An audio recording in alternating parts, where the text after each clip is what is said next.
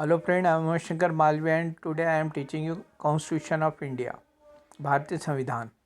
अब ऑस्ट्रेलिया से हमने समवर्ती सूची प्रस्तावना की भाषा केंद्र और राज्य के बीच संबंध संयुक्त बैठक लिए गए हैं।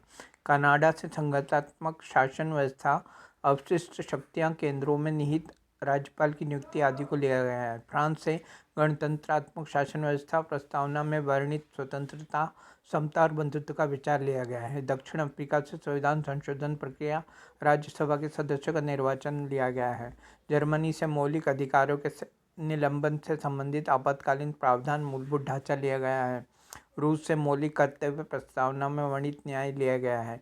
जापान से विधि द्वारा स्थापित प्रक्रिया ली गई है। संविधान की उद्देशिका या संविधान की प्रस्तावना। संविधान की उद्देशिका प्रस्तावना को संबंधित प्रस्तावना को संविधान की कुंजी कहा जाता है।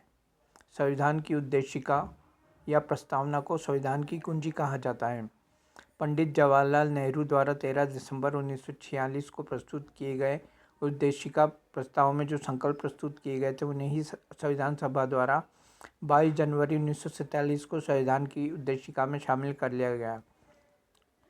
संविधान की प्रस्तावना है, हम भारत के लोग भारत को एक संपूर्ण प्रभुत्व संपन्न समाजवादी पंथनिरपेक्ष लोकतंत्रात्मक गणराज्य बनाने के लिए तथा उसके समस्त नागरिकों को सामाजिक, आर्थिक और राजनीतिक न्याय, विचार, अभिव्यक्ति, विश्वास, धर्म और उपासना की स्वतंत्रता, प्रतिष्ठा और अवसर की समानता की समता प्राप्त करने के लिए तथा उन सब में व्यक्तियों की गरिमा और राष्ट्र की एकता तथा अखंडता सुनिश्चित करने वाली बंधुता बढ़ाने के लिए दृढ़ संकल्प होकर अपनी संविधान सभा में आज दिनांक 26 नवंबर 1949 ईस्वी मिति मार्गशीर्ष शुक्ल सप्तमी संवत 2006 विक्रमी को एतद द्वारा इस संविधान को अंगीकृत, अधिनियमित और आत्मसमर्पित करते हैं।